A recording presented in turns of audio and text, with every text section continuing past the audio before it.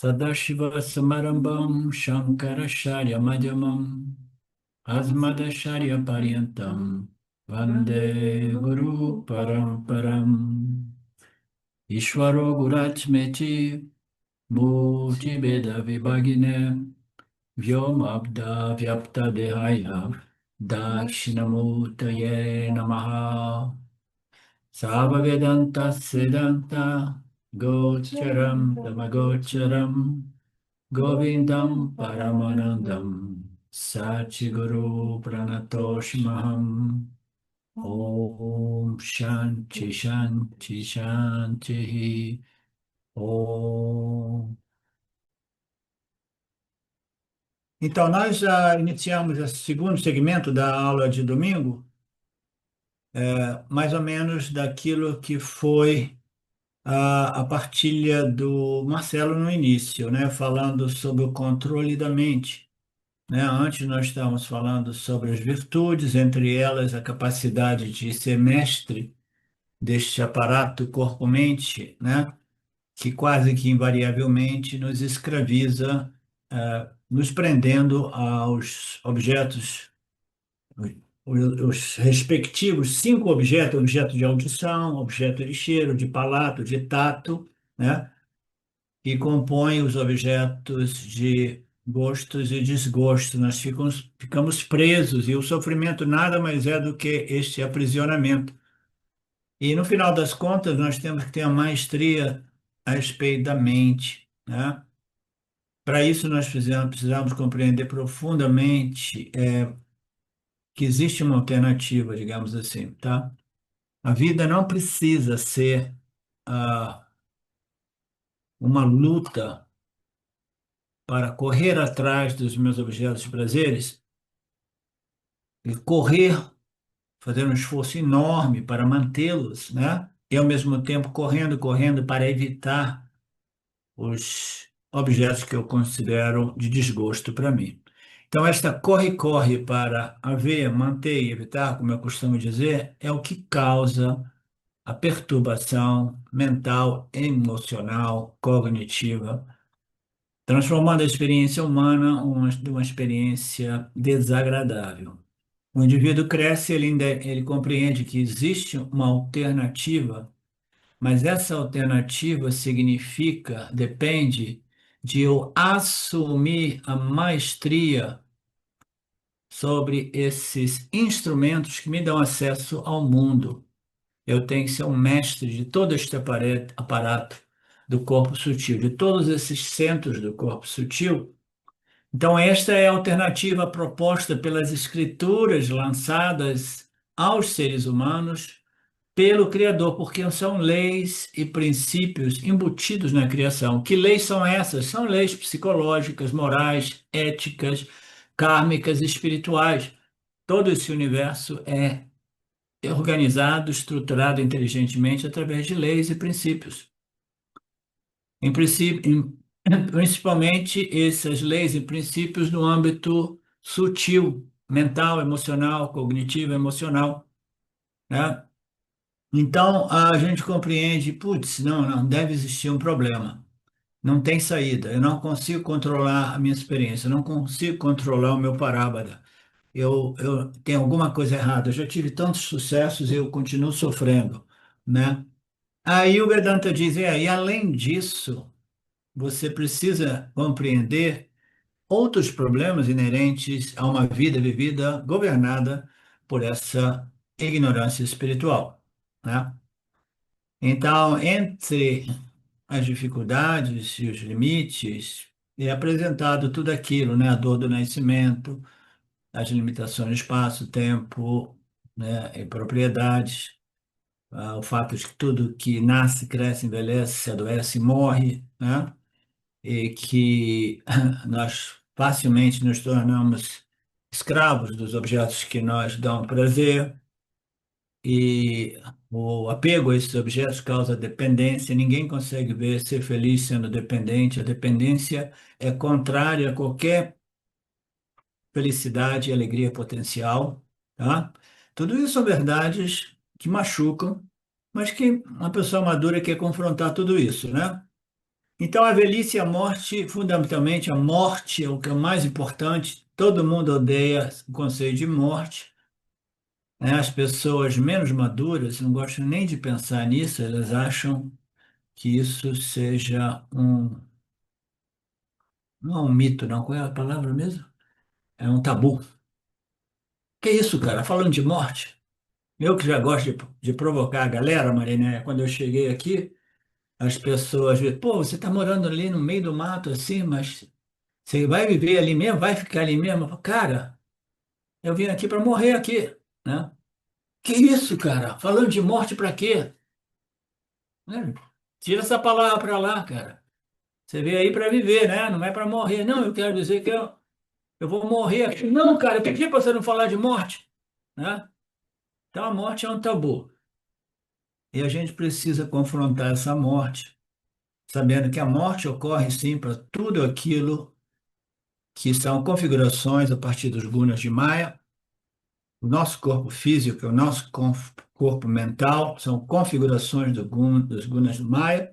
Eles são instrumentos que nos permitem não somente experimentar o mundo, mas experimentar de modo consciente, nos dando a possibilidade de responder aos estímulos de modo mais favorável à assimilação desta sabedoria revelada, né? Ou não.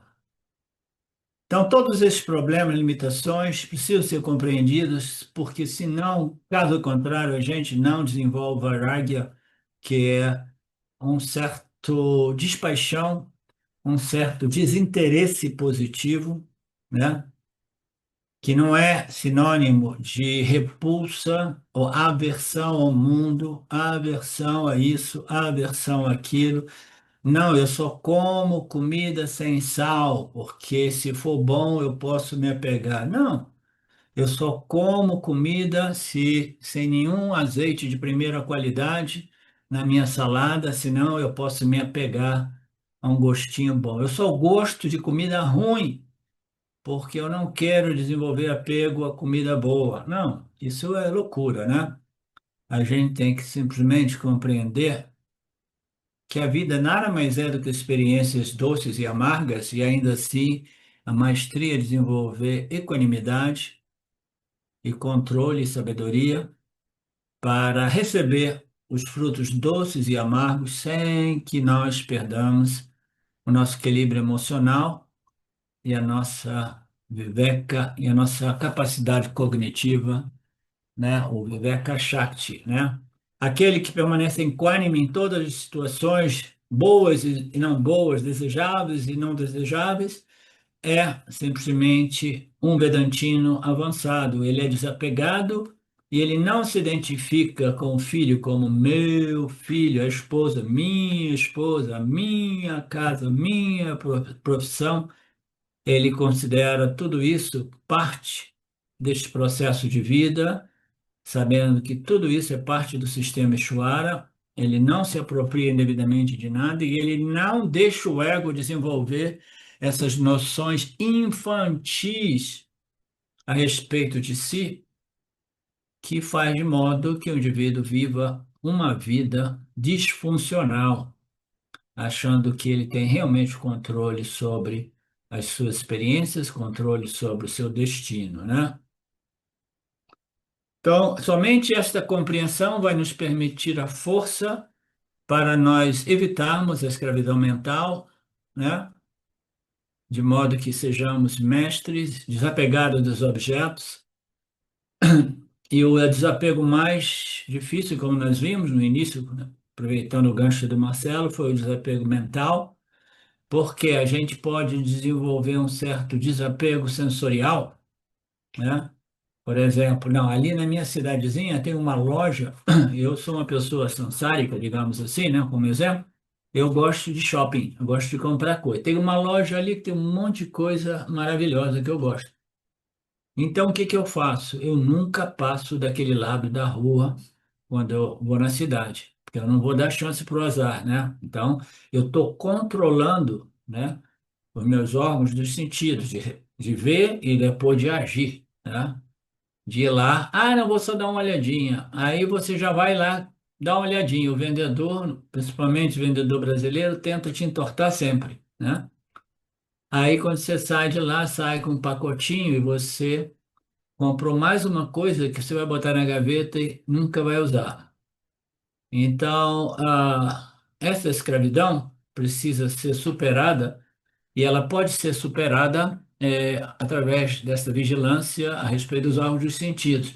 Mas mesmo que você obtenha essa vigilância e controle, você sai dali, se você for para casa pensando naquela loja, pensando naquele bracelete, pensando aquele colar, né? Então, o que que ocorre? O desapego, você controlou, você foi mestre dos órgãos dos sentidos, mas ainda assim, você não tem um desapego mental. A mente vai te torturar, né? Vai te torturar. Você vai sonhar com aquele bracelete, né? Aí, quando você menos esperar, você compra ele ou ali ou num outro lugar, né? Então, o desapego mental é mais difícil. A mente é algo muito mais sutil. Os órgãos sentidos faz parte do aparato, do aspecto mais denso, mais grosseiro do corpo, mente e sentidos. É mais fácil para nós objetificá-los, né? Mas a mente é mais difícil para a gente objetificá-la, porque a gente quase sempre nós estamos identificados na mente como a mente, né? Então, o desapego mental é o mais difícil, nenhuma dúvida a respeito disso. É por isso que as escrituras nossas sempre falam, começa com o desapego a respeito dessas funções, desses aspectos mais densos, mais grosseiros, porque somente então você vai ter uma boa chance de obter o desapego mental, este vairagya, essa equanimidade mental, né? O desapego mental é mais difícil. E como você pode controlar esses órgãos de sentidos? Aí já antecipei, né? Os órgãos de sentidos a gente pode não passar naquela rua, né? Não passar do lado daquela rua onde tem coisas, né? Ou não ir ver alguém, né? Que você tenha um problema com, que possa, né? Possa ser um gatilho para sentimentos de aversão ou de desejo, né? Você fica longe da pessoa, longe dos lugares, né? Fisicamente você pode manter uma distância. Você separa os órgãos de sentido daqueles objetos e aí a mente não fica de novo entrando em contato com aquilo, mas a mente ainda assim pode pensar naquilo de vez em quando. Aí você diz assim, tudo bem, eu nunca mais vou visitar o centro da cidade. Aí quando você pensa que você está mais tranquilo, que a mente já começou a esquecer daquelas coisas que você queria comprar, aí os caras abrem um pequeno centro comercial do lado da sua casa com a mesma lojinha, né? Aí de novo você tem que fazer as malas e fazer uma nova mudança, né? Então não é por aí. Você tem que abordar a mente sabendo que esta independência, né, a respeito da tirania da mente, não é simples, né? Então obter este desapego mental é a maestria mais difícil de ser desenvolvida. Você só consegue isso compreendendo o sistema Ishvara, compreendendo o mecanismo vasanas, atitudes, pensamentos, palavras e ações que irão alimentar o meu corpo de vasanas, é, nutrindo essas vasanas ou neutralizando-as na medida que eu digo não essas vasanas e eu desenvolvo vasanas de disciplina, vasanas de abstinência, vasanas de maestria, né, e controle, de disciplina.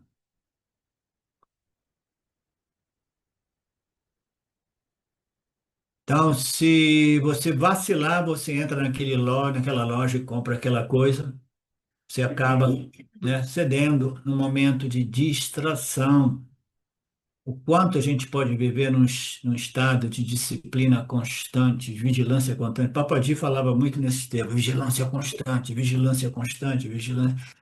Mas as pessoas têm que viver as suas vidas, né? Não pode ir para o trabalho fazendo vigilância das minhas vassanas o tempo todo, porque senão você não consegue performar o seu trabalho, né? Então, essa vigilância, ela precisa crescer e desenvolver raízes na sua mente subconsciente, né? A sua mente, então, nós desenvolvemos essa maestria restringindo os órgãos dos sentidos, os órgãos das ações, da recepção. Aquela pessoa iludida, ainda assim, permanece mentalmente concentrada pensando nos objetos sentidos. Isso é chamado de hipocrisia. A gente vai falar disso imediatamente após ouvirmos a sabedoria da Betânia. Professor. Não, professora, é que quando eu comecei o estudo de Vedanta, eu falava assim, nossa, eu tenho que desapegar, eu tenho que desapegar, eu tenho que desapegar, né? E aí era um movimento de tentar parar os meus órgãos dos sentidos, né? Sim, Mas quando eu comecei no Vedanta e consegui compreender os defeitos dos objetos e que aquilo não me completaria e que fez uma ligação lógica para mim de que não, é que não é desapego só com a força, é desapego com esse entendimento que aquele objeto não pode me completar, não pode me satisfazer. E aí isso para mim como se virou uma chave para sim. poder ter uma outra força, não só a força de vontade, mas a compreensão que deixava menos dura essa. Menos difícil. Mais, Então, mais a fácil. Betânia está fazendo um testemunho aqui daquilo que eu acabei de dizer. Os nossos esforços precisam ser a joint venture, né? Entre a nossa força de vontade e uma compreensão devidamente assimilada. Somente então a gente tem força para vencer essas vássanas que não nos elevam espiritualmente. Então, essas testemunhas, como a da Betânia agora, são importantíssimas para vocês compreenderem que essas compreensões não são impossíveis, que vencer essa ignorância não é impossível, e que essas compreensões elas vão criar a base, o suporte, o apoio para que no final a compreensão eu sou a consciência pura, ilimitada, a luz que ilumina e revela este instrumento e o mundo percebido através dele, tudo isso é possível, tá? O Vedanta funciona, mas requer trabalho. Então, tendo restringido tudo isso, uma pessoa que controlou, se tornou um mestre dos órgãos das ações e os órgãos das recepções, mas ainda assim a mente está perturbando a pessoa, né? Então, essa pessoa, ela pode ser dita ser uma hipócrita, né? Uma palavra, é um verso forte, como alguns versos do Vedanta, né? Ele poderia ser lido de modo menos pesado, dizendo: esta pessoa é uma pessoa em dificuldade, né? Ela controlou os órgãos dos sentidos, os órgãos das ações, mas ela está sendo, né? Ela está sendo torturada pelo desejo a nível mental. Então, esta pessoa deu um passo muito importante que é uma vigilância, né, e uma disciplina, não deixando os órgãos do sentido buscar o contato com aqueles objetos respectivos que vão alimentar essas tendências que me prejudicam. Então, ela já deu um passo importante, mas a mente está torturando a pessoa. Então, esta pessoa é uma pessoa de conhecimento parcial, uma pessoa de disciplina parcial, é compreensível, porque o desapego total dos objetos a nível mental é muito difícil, né? E ela se torna uma hipócrita somente, né? Eu estou editando esse verso. Ela se torna uma hipócrita somente na medida em que eu estou editando esse verso não porque eu posso fazer algo melhor do que o Krishna Guru ou o Swami Paramartananda. Dentro do nosso contexto, dentro do que está sendo dito aqui, estou fazendo uma edição porque esta pessoa ela só pode ser chamada uma hipócrita realmente se ela restringe os órgãos das ações, os órgãos das recepções e elas vão por aí dizendo que eu sou livre. Mentalmente eu não desejo mais nada. Aí ela é uma hipócrita. Mas se ela compreende que ela fez um grande progresso de maestria, de controle, de disciplina, de vigilância nos órgãos mais densos, mas ainda assim os desejos a nível mental continuam criando problema para ela e ela simplesmente, ela sem nenhuma pose para o mundo, né? Porque agora eu sou um professor, eu sou isso, ela simplesmente busca o seu professor e diz assim, a nível mental eu ainda estou tendo muitos problemas. E o professor vai dizer, isso é natural. Controle da mente é a coisa mais difícil, mas não é impossível. O progresso já pode ser visto, você obteve maestria a respeito dos órgãos de ação, os órgãos de recepção, e agora a mente vai te perturbar um pouco mais. Continue jogando duro, não engaje, não corra atrás desses objetos, a mente vai ficar dizendo, vai lá, faz isso, faz isso, faz isso. Não faça nada disso, que a mente, ela irá, esses desejos irão dissipar, definhar, morrer. Você não precisa se tornar um hipócrita se você tiver uma integridade, né, intelectual, de reconhecer os seus sucessos e limitações e virtudes, né, as suas conquistas espirituais e os seus obstáculos ainda presentes, tá? Então isso aí se chama integridade intelectual, espiritual. Então, ou você começa com os órgãos dos sentidos, como nós já vimos, né? Essas vássanas, elas têm impressões profundas na mente inconsciente e a gente tem que lidar com elas também. Como a gente sabe, a gente não entra, a gente não lida com ela diretamente, a gente lida com ela no corpo sutil, na mente consciente, na medida que elas aparecem. As vássanas estão no inconsciente, mas quando elas aparecem na mente consciente, nós temos que ter a capacidade de compreender que aquilo não está vindo daqui ou dali, aquilo não está vindo do outro, aquilo não está vindo do meio ambiente, né? Aquilo tá vindo da minha mente subconsciente, é material meu, é responsabilidade minha, né? E eu preciso de abordar essas tendências negativas, assim por dizer, essas tendências ignorantes, através da aplicação e lembrança da sabedoria que me foi revelada diretamente de Ishvara através das escrituras. Então, as pessoas com problema de bebida, de cigarro, sabem muito bem disso, elas não podem chegar nem perto do cigarro e da bebida, né? Você tem que transcender aquelas vássanas, aquelas tendências sem suprimi-las. Olha a dificuldade. No mundo espiritual, um dos debates mais filosóficos infinitos é como é que você vai lidar com esses desejos vinculativos, com esses vícios, né? Então, o meu primeiro guru, que eu não posso referir o nome, ele dizia: você tem que ir lá, enganjar tudo isso e se lambuzar, né, de satisfação com todos esses objetos de desejo. Aí você vai cansar, vai amadurecer. Aí um dia você vai compreender os limites e isso. Não, não funcionou aquele experimento, tá?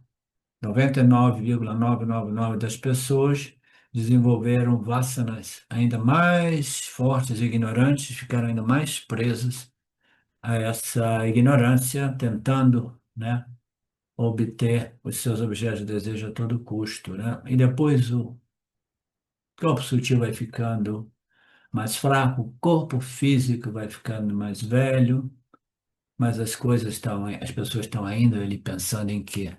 Quais são os desejos mais fundamentais? Sexo e dinheiro, né? Sexo e dinheiro.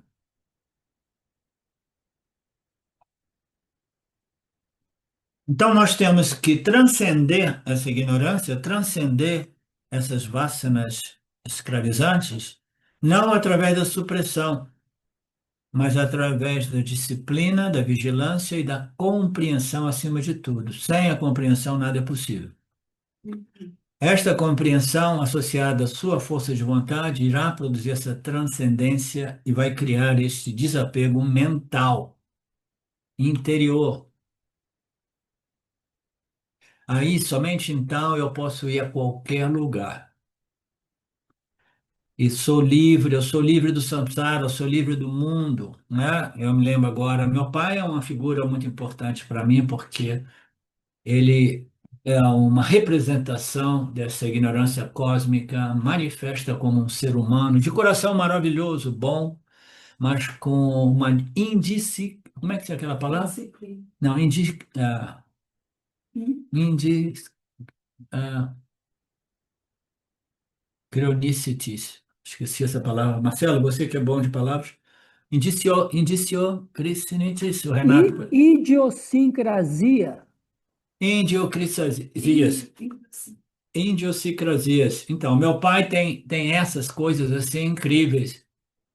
Ele tinha dificuldade de dizer não para as pessoas, ele morava lá em Niterói, né? Aí ele passeava, ele tinha muita energia, né? Ele morava perto da praia de Caraí, fazia aquela praia daqui para lá, de lá para cá, e passava, encontrava as pessoas, mas ele sempre foi meio bobo. As pessoas iam chorando e pedindo dinheiro a ele, ele foi emprestando, ninguém pagava para ele.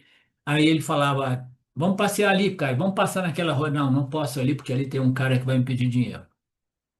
Ah, então vamos dar uma volta aqui pelo parque. Não, ali tem um cara que tem uma barraquinha também que vai me pedir dinheiro. Eu não quero, não posso mais. Ele não podia mais se mover na cidade, né?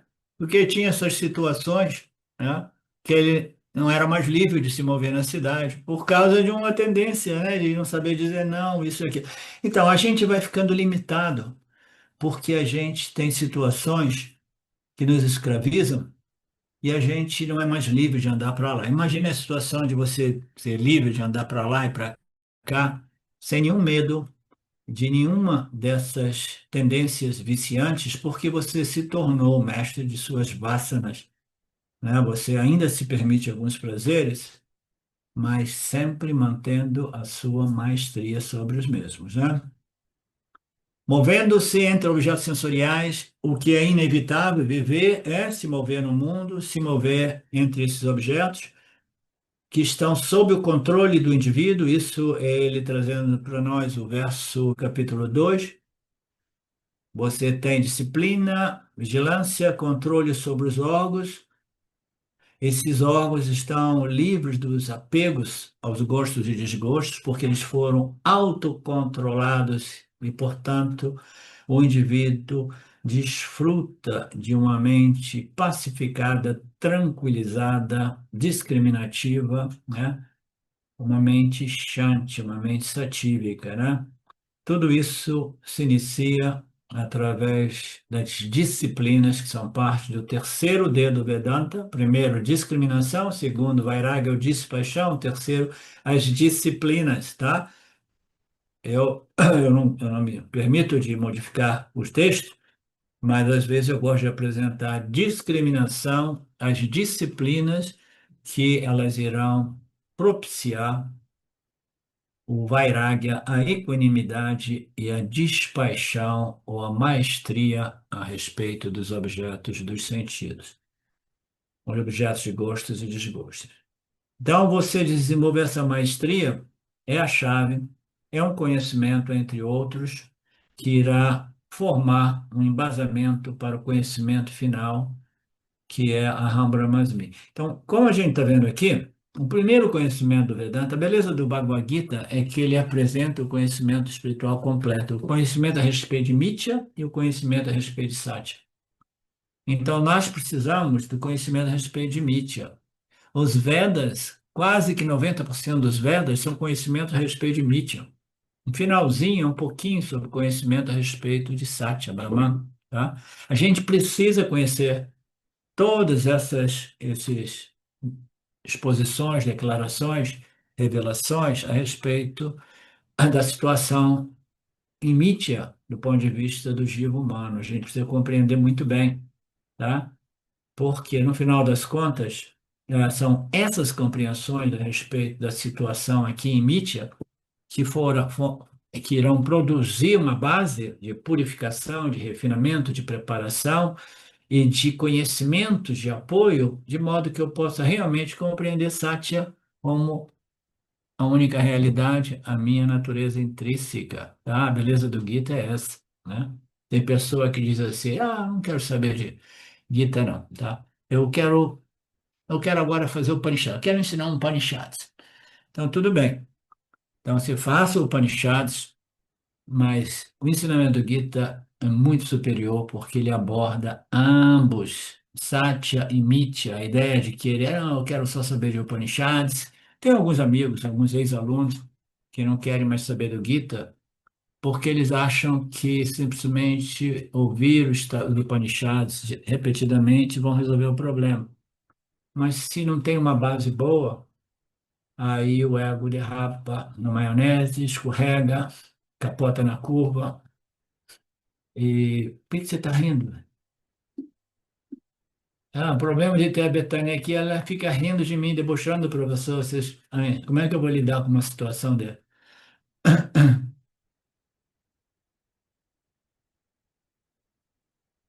Ok.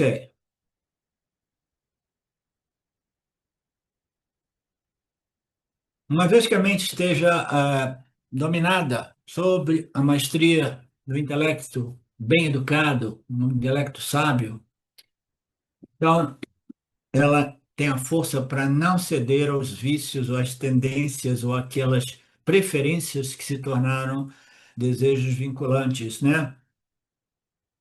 Mas antes que essa força esteja estabelecida, essa sabedoria esteja estabelecida, é melhor a gente evitar os ambientes e os objetos que possam nos fisgar de novo e de novo, né? Se afastem fisicamente das pessoas, das situações, dos lugares nos quais eu permaneço fisgado, eu posso ser refisgado, né? Então, a mente precisa fazer essa viveca e desenvolver essa discriminação e dizer, não, eu não me sinto forte o suficiente, portanto eu mantenho a distância, tá? Eu conheço isso de experiência própria, porque quando eu era jovem eu brinquei um pouco com algumas dessas drogas ditas drogas Recreativa. recreativas, isso e aquilo. Mas rapidamente eu me dei conta que não era para mim, que não me fazia bem. Por exemplo, fumar cigarrinho de maconha, aquilo não me fazia bem. Mas ainda assim, os meus amigos estavam inseridos naquele âmbito, né? E aí eu não queria ficar isolado, né? Aí de vez em quando eu ia lá e eu tinha que, né, dar uma fumadinha, mas depois eu ficava mal, né? Então, quanto tempo antes de eu chutar o balde e dizer, não, não vou mais lá. Vou perder a associação com todo mundo, mas não vou mais lá, né?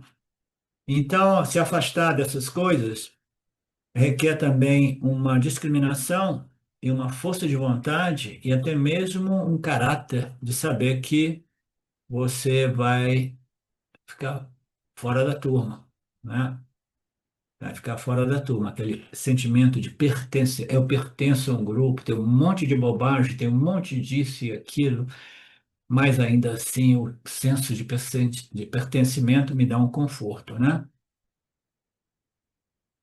E aqui nesse verso ele fala sobre o apego com o filho, com a mãe, com a esposa, com a avó, até com a sogra, né? As pessoas se apegam, cachorro, gato. Então, tudo isso, né? A gente tem que aprender a desapegar. O Swami faz um discurso aqui interessante e importante que a natureza humana é tal que o desapego, 100% desapego é quase que impossível, tá? Vocês entenderam já o que que significa vida, né? A vida é aparecer aqui nesta dualidade, a dualidade mais fundamental é o experienciador e o experienciado, o conhecedor e o mundo dos namarupas, das configurações, dos gunas, que eu tenho a possibilidade de ver, tocar, sentir, cheirar, lamber, né? E obter uma certa ideia do que seja, né? Então, essa dualidade fundamental é o experimentador e o experimentado, o conhecedor e o conhecido, o sujeito e o objeto. Essa é a dualidade, né? Quando nós aparecemos aqui nessa dualidade, é porque isso nos indica, né? E a lógica apoia esta indicação, essa sugestão, esta declaração das Escrituras, que a gente vem aqui porque ainda queremos esta dualidade, a gente quer ainda experimentar os pares opostos, né? Os prazeres e dores da vida, né? Então a gente vem aqui já como frutos dos meus desejos e aversões, o meu corpo causal, o meu corpo de vasanas, ele se desassocia do corpo físico não é mais um instrumento, do ponto de vista kármico, ele talvez seja um instrumento ainda em boas condições para processar a experiência, mas karmicamente alguns de nós somos desenhados para termos uma vida mais curta ou mais longa. Então, nós quando deixamos esse corpo, o corpo sutil se recolhe no corpo de vasanas e a gente volta com as vasanas que nós tivemos, né?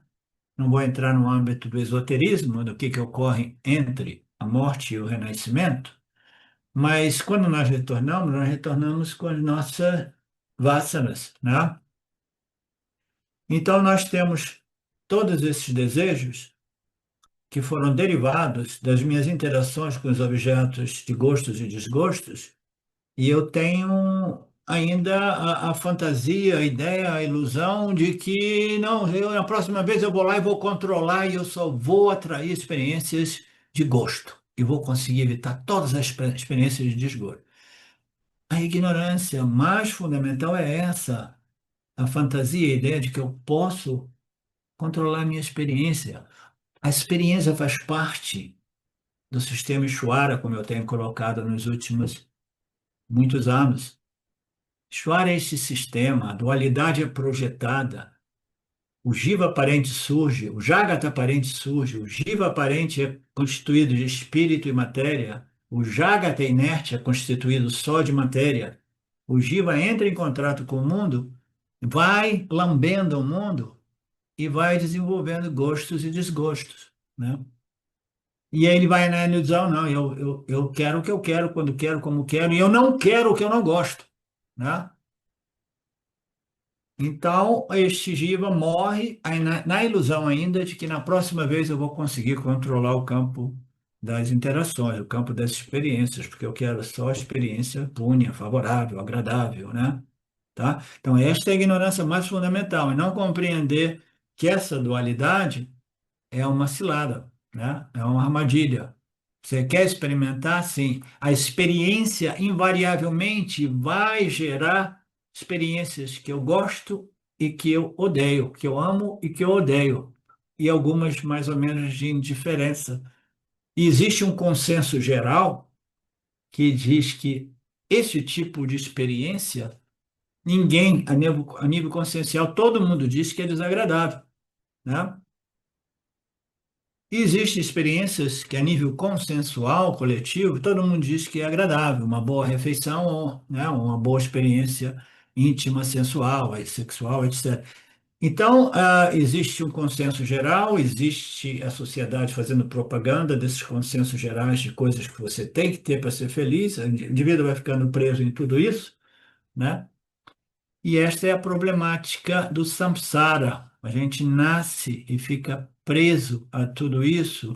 E o ponto que o Swami está fazendo aqui, que humanamente é impossível nós não desenvolvermos gostos e desgostos. Nós já nascemos com o nosso saco de gostos e desgostos. A chave aqui, Renato, é desenvolver maestria sobre os nossos gostos e desgostos, de modo tal que nós sejamos os mestres, não os escravos de nossos gostos e desgostos. E que tipo de maestria é essa? Ah, não, sou maestro do meu gosto e desgosto. Eu só vou para aquilo que me dá gosto intenso, né? Eu abandonei aqueles prazeres sensoriais médios, né? O que eu não gosto, eu já nem vou lá porque eu tenho a capacidade de evitar. Não, a maestria aqui é que sejam experiências favoráveis aos meus gostos, agradáveis ou desagradáveis, eu compreendi o sistema Ishvara, tá? Eu compreendi que a vida é feita de todos os pares opostos. Na dualidade, nós experimentaremos sempre os prazeres e dores, os objetos agradáveis e desagradáveis, e a maestria é parar de tentar esta missão impossível que é controlar o campo das experiências, como eu estou repetindo para vocês há 10 anos. Uma missão impossível que eu coloco em termos, né? Compreender tudo isso e saber, ok, se eu não tenho controle sobre o campo das experiências, que eu desenvolva um certo controle ou força e capacidade cognitiva e intelectual para ser mestres dessas tendências. Isso não significa que eu não possa curtir alguns prazeres sensoriais, é parte da vida, mas eu jamais devo permitir que esses prazeres sensoriais, essas tendências de gosto, essas essas fixações com o que eu quero, porque eu quero, quando eu quero, o modo que quero, né, sejam transcendidas através da assimilação desses conhecimentos espirituais. Ô, professor, eu acho que bom, né, nisso aí que você acabou de falar, a aplicação do Karma Yoga, né? Quer dizer, faço o que me cabe, mas sei que não está não estou no controle total da resposta do campo. Exatamente. Então aí eu acabo aceitando o que vem, né? Eu acho que para a pessoa não ficar omissa, né? Sim, sim, sim. Esse é o próximo tema. O Swami Paramartananda vai dizer que nessa passagem do Gita, o Krishnaji, ele não apresentou um modo, né, o modo qual nós conseguimos transcender a tirania dos órgãos de sentido. Mas ele diz, mas ele já apresentou isso muito no capítulo 2. Aí o Swami vai recapitular mais ou menos nas linhas do que o Marcelo disse. Está chegando, tá, Marcelo? Você deve saber que está chegando, né?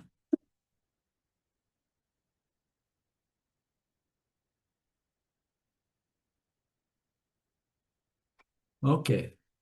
Então a gente se apega a tudo. Quem que não se apega àquilo que é tão familiar a nós, né? Uma vez eu vou permitir citar o seu nome num exemplo, tá, Marcelo? Eu sei que você é uma pessoa mais reservada, eu evito citar o seu nome, mas eu vou citar porque é um exemplo bacana. Eu estive lá como é que é o nome da cidade do Marcelo? Hã? Londrina. Londrina, nós fizemos um grupinho lá de seminário. E naquela época, né, eu estava ainda vivendo uma fantasia de que, de repente, algumas pessoas pudessem se interessar de viver por aqui numa comunidade, mas cada um independente no seu espaço, etc., interessada no crescimento espiritual e na autossustentação, que é uma das minhas vassas, entendeu? De ser independente, autossustentável, não depender do sistema, principalmente porque tudo aquilo que eu sei que tudo isso está em declínio, em colapso, né? Então, eu estava lá e na época o Marcelo, eu conversando com ele, né, tomando uma cervejinha de noite, comendo um aperitivo, e ele vira para mim e fala, sim, sim, não, eu gosto daquele lugar lá em Alto, mas eu tô pensando de ir, mas, a mim, você, Arlinda, ele me diz, você, Arlinda, você viveu uma vida de cigano. Você, desde novo, foi mudando de um lugar para outro, você não criou raízes, né? Você tem facilidade de fazer as malas e ir embora. Aí ele falou assim, mas eu nasci aqui, eu vivi aqui, essa é a minha cidade, essa é a minha casa. É difícil não permanecer mais preso, mais apegado. Eu achei aquilo uma explicação muito bacana, que nesta passagem do texto, o Swamiji, ele expõe como o estilo do sannyasi. A nível mais extremo, os sannyasis, eles não são permitidos ficar nem mesmo por muito tempo no mesmo ashram, para não desenvolver identificação e apego a esse ou aquele ashram, né? Porque a natureza humana é ficar apegado a tudo aquilo que se tornou familiar a nós. É natural. Então, a chave é a gente administrar tudo isso, fazendo de modo que nós mantenhamos uma certa maestria a respeito desses apegos, dessas dependências, desses desejos vinculativos e assim por diante. Você lembra daquela nossa conversa, Marcelo?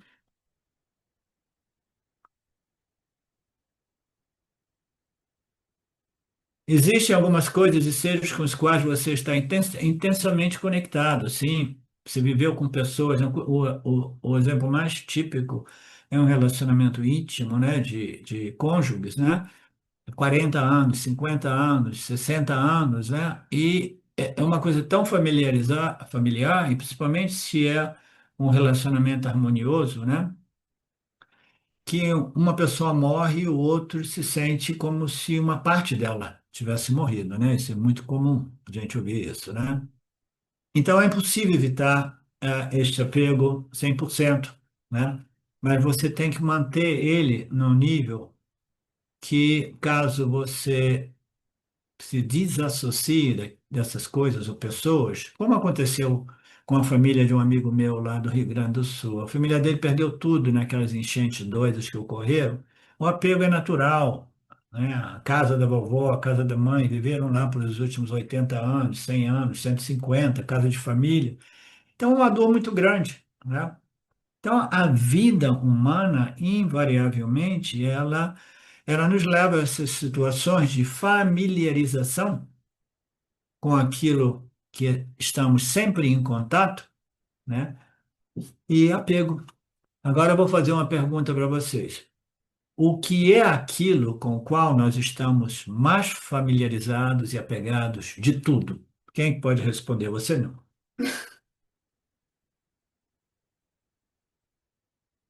Vamos ver se o Renato sabe. Família? Não. Também. O corpo. O corpo físico. O corpo físico, nosso instrumento, a partir do, a que nos permite a interação no mundo, as experiências do mundo, a gente está tão intimamente familiarizado com eles, né? Por isso que nos ashrams não existem espelhos. Você não pode se ver no espelho. Aqui na minha casa tem um espelho ali, o outro em cima está quebrado, e eu seguindo na mesma batida da Sampradaya, eu quebrei o espelho que tinha na sala e deixei um só para escovar os dentes. Por quê? A gente vai se familiarizando com este corpo e depois de uma certa idade, Alexandre, é uma coisa inteligente quebrar o espelho. O espelho vai mostrando as rugas, os cabelos que faltam, a juventude virou velhice, a beleza que se tornou feiura, né? Então, em todo sentido, quebrar os espelhos não é uma má ideia, né? Por isso que na Sampradaya nossa, os sannyasis vão mudando, vão para não se apegar a nada, mas ainda assim, como vocês sabem, eu repito constantemente, apego às coisas é natural, precisa ser evitado, apego excessivo, né? Vinculativo, né? Excessivo ou vinculativo. Vinculativo é uma palavra que denota algo sem o qual eu me desmorono, né? Que me destrói sem aquilo. Então, o que eu ia dizer? Então, nós vamos evitando, né, esse apego, eu perdi o que eu queria dizer. O apego é algo natural, é parte da experiência humana. Ah, não, ia dizer assim, que até mesmo os sannyasis de nossas tradições, que vão de asha em asha, de gurúkula a gurúkula, para não desenvolver apego nem com o guru, nem com a estrutura do ashram, né? Eles vão fazendo isso e eles vão. ah, É um bom passo, mas aí no final eles têm que desapegar de quê?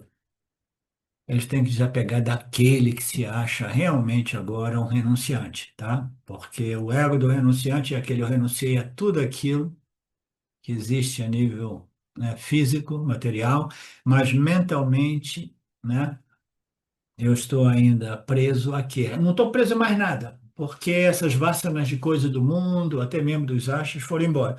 Mas eu estou apegado com a minha autoimagem. Eu sou um grande renunciante, é o ego do renunciante, tá? Já que eu toquei no assunto aqui, que esses swamis, eles vão desapegando até mesmo do ashra e do guru, cabe ressaltar que não se apegue à figura física de um guru aqui, ele vai para um outro guru, e lá tem outro guru, porque o guru é uma instituição, tá? O guru não é uma pessoa física com características específicas. O guru é um link entre a escritura e o discípulo, tá? Então, o guru, o apego às escrituras, invariavelmente envolve o apego ao guru, tá? Que não é uma pessoa, é uma instituição. E esse apego é extremamente válido, que seja o mais excessivo possível, esse apego às escrituras, que vem num pacote único com o guru, porque é o último apego que nos conduz à libertação de todos os apegos, tá? Cabe ressaltar isso, porque fora do contexto a pessoa pode pensar, o professor disse que tem que ter desapego do guru, então tudo bem, não vou mais nas aulas, né? Tudo isso é possível. O ego está sempre buscando justificativas. Então tá, vamos lá. Nós falamos que a aula hoje vai até meio-dia e meio. Então, Krishna disse que 20 valores devem ser seguidos, nós vimos. E então ele está dizendo aqui, então tudo bem, todos esses valores de desapego se referem fundamentalmente aos grihastas, as pessoas do mundo, os donos de família, os donos de negócios, etc, etc. Os sannyasis, eles, né, já estão vivendo sem casa, sem família, sem segurança, sem nada, entendeu? Eles estão realmente, né, na linguagem mais popular, na mão de Deus, entregues à estrutura do ashram. Se tiver doação de comida, eles comem, se não, eles aproveitam para perder um pouco mais de peso. E, e assim, o apego excessivo é o problema, né? Não pense que você, sannyasis, agora, eu tenho um problema, ele está fazendo uma piadinha para os sannyasis. Eu tenho um problema porque eu não estou apegado a nada, porque eu nunca tive nada. Então eu vou voltar para o mundo e vou me apegar às coisas para depois praticar o desapego. Ele fala assim, não seja burro, não é isso que eu estou querendo dizer. Se você já está desapegado é porque você nasceu no âmbito do sannyasa, significa dizer que esses ensinamentos são para os grihastas, naturalmente. Somos nós que vivemos no mundo e nos apegamos às coisas, às pessoas e às situações. Então, o apego tudo bem, desde que moderado, genuíno, né? Então, qual seria a diferenciação clara entre o apego e o vício ou apego excessivo, né? É quando eu acredito que uma pessoa seja a minha pessoa, né? Essa pessoa é o meu marido, é a minha mulher, essa casa é a minha casa, e aquele sentimento de meu, que é fundado no aham, cara, mama, cara, eu e meu, né? E ela pode se tornar tão profundamente, né, sólida e vinculativa e excessiva, né? Se por acaso aquela pessoa, aquela casa desaba com um terremoto, ou aquela pessoa morre, o que que acontece com a pessoa que desenvolveu aquele apego, né? Ela simplesmente, ela desaba também. A gente sabe dessas histórias românticas, né, que uma pessoa se foi e a outra depois prefere a morte também, porque viver sem a companhia do outro parece que é um amor. Não, é um apego excessivo, gigantesco, né? Mais ou menos o apego da minha tia, que recentemente parece que está melhorando depois de 2 anos de ter perdido um marido de 86, 87, que já estava com um pé e meio na cova, ainda assim ela não aceitou. Então, o casamento começa assim, você vai desenvolvendo um apego relativo, esse apego vai crescendo, depois vira um grude, né? Uma das coisas mais curiosas que sempre me saltava os olhos e os ouvidos, assim, quando eu me relacionava com as pessoas, principalmente nos Estados Unidos, que lá casal só sai com casal, aí a gente sentava na mesa em algum lugar assim, e aí, cada um deles, dos cônjuges, né, o marido e a mulher, quando eles começam a falar, eu e a Silvia estamos ali, eles estão aqui. Eles falam, em vez de olhando para mim, para a Silvia, eles falam olhando para o parceiro, dizendo assim, né, não é isso, né? Aí o outro, quando fala, também fala, não é isso. É como se eles fossem uma coisa única, Vocês já viram isso? Vocês notaram isso? Dá vontade de dar um tapa na cara e dizer assim, fale por você, né? Fale por você, que história é essa? Você está falando para o seu marido ou está falando para mim? Né? Você compreende a psicologia disso, Márcia? Você já deu tapa na cara nessas pessoas que se comportam assim?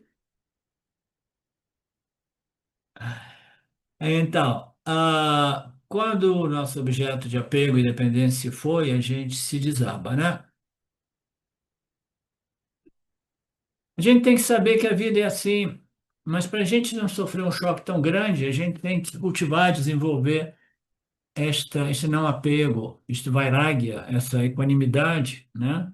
Isso é possível através da assimilação desses conhecimentos espirituais, que não são os conhecimentos eu sou Sati, o mundo é Mithya, mas são os conhecimentos que irão embasar e sustentar a convicção de conhecimento. Eu sou Satya, o mundo é Mithya, né? A minha vida continua, a casa desabou, a mulher foi embora com o marido mais jovem, né?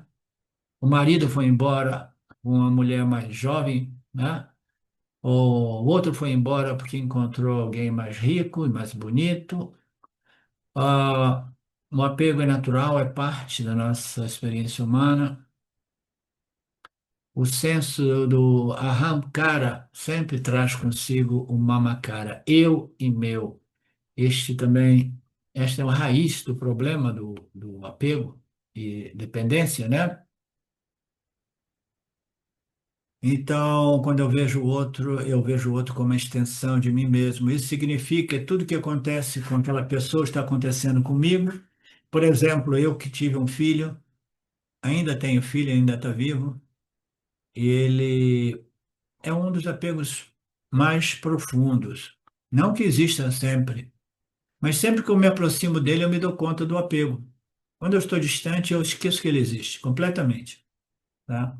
Mas de vez em quando ele liga, bababá, vem visitar, visitar. E quando eu vou visitar, aí eu vejo, né, que existem as predisposições para apego, mas o apego significa o quê? Começa a dar opinião na vida, e disso e aquilo, querer ajudar, proteger, entendeu? Então, um dos apegos mais fortes, eu tive aqui um casal que vocês conhecem, pessoas lindas, maravilhosas, com duas filhas, e a dedicação e o apego da mãe para com aquelas duas filhas é uma coisa enorme, enorme, monstruosa, né? Então, tudo isso é relativamente compreensível e natural, mas nós precisamos aprender a administrar tudo isso. As pessoas que nunca foram mães, nunca foram pais, não têm a dimensão, a compreensão do quanto natural seja esta tendência de apego e de querer, né, ajudar e proteger os nossos filhos, né? Mas a compreensão de que os filhos não são filhos nossos, né? É simplesmente um ato sexual gerou, né, um outro ser. E aí, sob a nossa responsabilidade, a gente vai fazendo o que pode, e no final, você não tem nenhum controle sobre o destino deles, o desenvolvimento das vasanas, das tendências deles, também nós não temos nenhum controle. Vai dar no que dá. E vai sempre meio assim ver um filho ou uma filha em grande dor, em grande problema, em grande dificuldade, né? Aí o pai ou a mãe vai estender a mão para ver se tem alguma coisa que possa ser feita para atenuar aqueles parábolas muito difíceis. Se o filho morrer, se a mulher morrer, isso e aquilo, a vida continua. Por quê? Porque simplesmente esta é a lei mais fundamental da vida. Tudo que nasce, cresce, envelhece e morre, né? Uma vez eu estava conversando com um amigo meu que costumava ser um estudante meu lá de São Paulo, que eu falei, eu adotei um cachorro, a primeira experiência, estou curtindo. Não, professor, é horrível ter um cachorro, por quê? Porque o cachorro morre cedo, 12 anos ele morre, depois você vai sofrer pra caramba, né? Eu ouço aquilo e tudo bem, né? Porque as pessoas não sabem o que é realmente o vairagya, né? O que é o não apego, né? Eu cuido das minhas galinhas, mas sem nenhum apego às minhas galinhas, entendeu? Cuido dos meus ovos sem nenhum apego, é parte da vida você fazer o que precisa ser feito, né? Mas sem apego excessivo, né?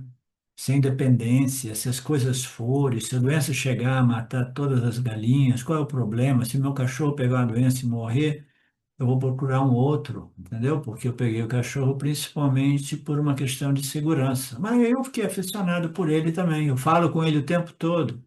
A Betânia ficou achando que eu sou doido, porque eu converso com ele o tempo todo em língua portuguesa. Em inglês, não. De vez em quando em italiano. E ele está aprendendo algumas palavras. Palavra que ele mais aprendeu mais rapidamente, assim, banho.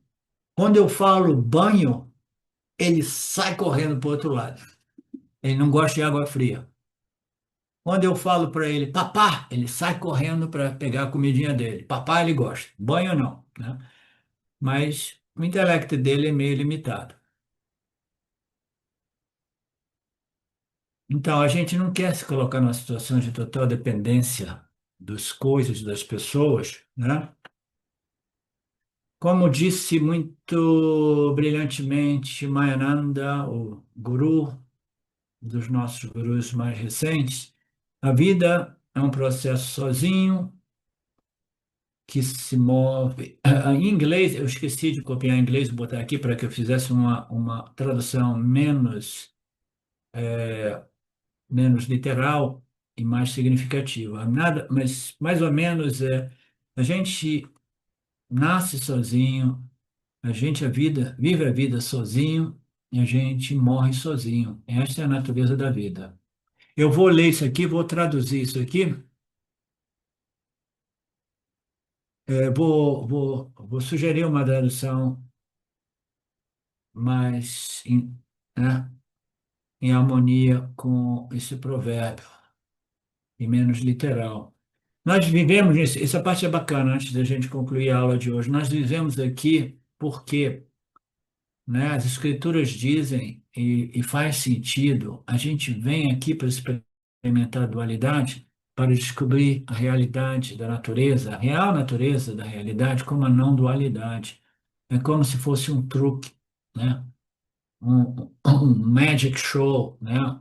Uma ilusão projetada por Maheshwara de que a realidade é a dualidade, o experienciador e o experienciado, né? O sujeito e o objeto. A gente veio aqui para experimentar a dualidade até que nós compreendamos que a realidade é a não dualidade. A única realidade é a consciência do observador que brilha como a consciência humana, o intelecto humano. E esse sistema Ishvara vai conectando, isso é bacana, tá? Só paciência ali, porque isso é uma mensagem bonita. A inteligência suprema do Criador, ele vai conectando a gente com pessoas e situações de vidas que são desenhadas sob medida para potencialmente favorecer o nosso crescimento espiritual. Sempre, tá?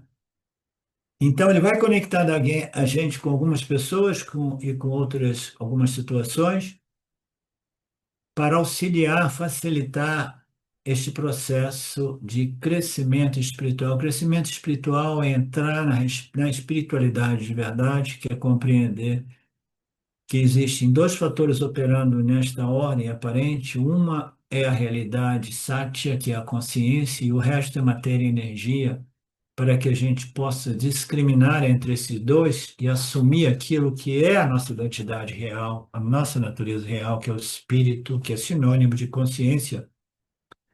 Portanto, essas conexões são normais, são frutos dos nossos karmas, é o que nós precisamos para o desenvolvimento, o nosso crescimento, né? Para que a gente continue em nossa jornada. Mas quando uma pessoa for embora, tudo bem. Você não pode dizer, agora eu vou tomar um remédio para dormir e morrer. Não. A viagem continua, é mais ou menos um trem, some aqui apresenta uma analogia bacana, eu que fiz diversas viagens, algumas viagens na Índia, viagens em teoria, é uma viagem de 28 horas, que na minha época, né, representava viagem de 40 horas para os atrasos, e aí você vivia naquele trem, eu viajava sempre de segunda classe, que era bem melhor, que tinha ar-condicionado. E ali era um espaço de 3 camas de um lado, 3 camas do outro, e que fundamentalmente deviam ser 6 pessoas, mas quando o trem estava cheio, o pessoal ia para lá e virava um puleiro, todo mundo ali assim, né, tentando pegar uma pontinha do seu boots, né, da sua caminha, né? Então, uma das características, vou falar uma coisa interessante porque é cultural. A comida indiana é cheia de temperos fortes, né? E o peido indiano, ele queima a narina do indivíduo que não está habituado, tá? O indiano, por cultura, ele dá pum em lugares públicos, falando com você, eles peidam, tá? É a coisa mais incrível. E eu naquele ambiente, cheio de gente, num boots fechado, e as pessoas soltando os seus gases, queimam a narina com a maior naturalidade, tá? Então você está fazendo uma viagem de 40 horas, né? Você vai se familiarizando com as pessoas, elas querem saber onde é que você veio, o que que você faz, por que que você não peida. Eu falo, não, eu tenho timidez de peidar em público, etc, etc. E no final das contas, uma vai descendo numa estação aqui, uma vai descendo numa estação ali, e no final das contas você chega sozinho na sua destinação. Então a vida é mais ou menos um trem, uma viagem. Nós vamos entrando em contato com os peidos mais diversos, mas no final a gente morre sozinho somente com os nossos peidos. Né, Betânia? Essa fechou bem, hein? Ela gostou. O Renato gostou. Então, e também uma troca mútua, depois nos tornamos amigos, às vezes inimigos, mas tudo isso é parte, né? Que nós possamos viver em paz e encontrar, né, como é que se diz? Harmonia entre as pessoas, né? Entre todos nós. E a viagem continua, a Terra, a nossa experiência nesse planeta é como um grande trem, a gente vai viajando juntos, em contato com pessoas, com potencialmente possibilidade de progredir ou regredir, que nós possamos progredir, nós do Vedanta Brasil, sem dúvida, pois nós temos esse mérito kármico, que é a associação com as escrituras e com o guru. A Betânia está dizendo uma coisa? Não, e depois que desce do trem, pode pegar o ônibus do Vedanta, né, professor? Aí faz uma viagem completa. Então, a Betânia falou uma coisa muito legal. Dentro dessa analogia, depois, quando você chega lá no final da sua destinação do trem, todo mundo foi embora, você, porra, eu estava com um grupo de 18 na minha cabine, e agora eu estou sozinho. Aí a Betânia falou assim: Ah, mas agora você tem a possibilidade de tomar um outro trem ou um outro ônibus, que é o trem do Vedanta. Olha que bonito, né? O trem do Vedanta.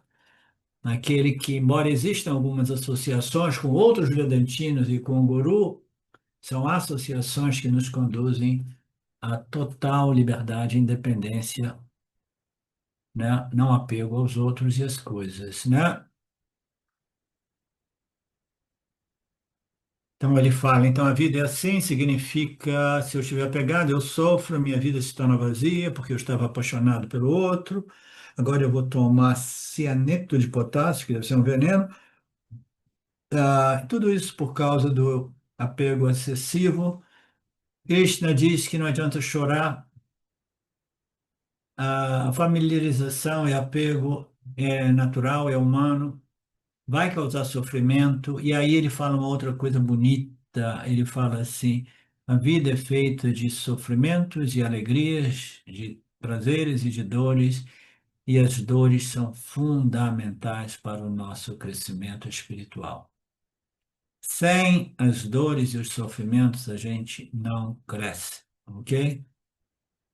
Não tenha problema com a dor, porque potencialmente ela está oferecendo, apresentando a possibilidade de crescimento, né? Ele vai falar de modo mais claro por aqui, dizendo que a gente, na verdade, a gente cresce mais através da dor do que através do amor. Obrigado pela participação, interesse e coragem de vocês. Namastê. Oi, pessoal. Quero deixar aqui um recado muito sincero. Faz mais de 5 anos que eu estou dentro da nossa Sampradaya Vedântica e isso transformou completamente a minha vida. Antes eu estava totalmente engajado no mundo, achando que de alguma forma o sucesso, o prazer, o reconhecimento iam me resolver. Mas, com o tempo, eu percebi que nada disso trazia uma paz duradoura. E foi através dos ensinamentos e principalmente da orientação do professor Arlindo Nagar que eu consegui entender de forma prática que existe sim uma possibilidade de libertação, que não é só teoria, que é algo real, que muda a forma como a gente vive e se relaciona com tudo. Essa transformação eu devo a ele, ao Arlindo Nagar, que me deu acesso às escrituras, que me ensinou a ver com clareza, com paciência e firmeza, sempre fiel à tradição que ele representa com tanta integridade. Por isso, eu sou profundamente grato. E eu gostaria de incentivar que, se esse ensinamento tocou você de alguma forma, considere fazer uma doação periódica. É uma maneira concreta de apoiar o futuro dessa missão aqui no Brasil, que é conduzida com tanto empenho pelo nosso professor Arlindo. Muito obrigado.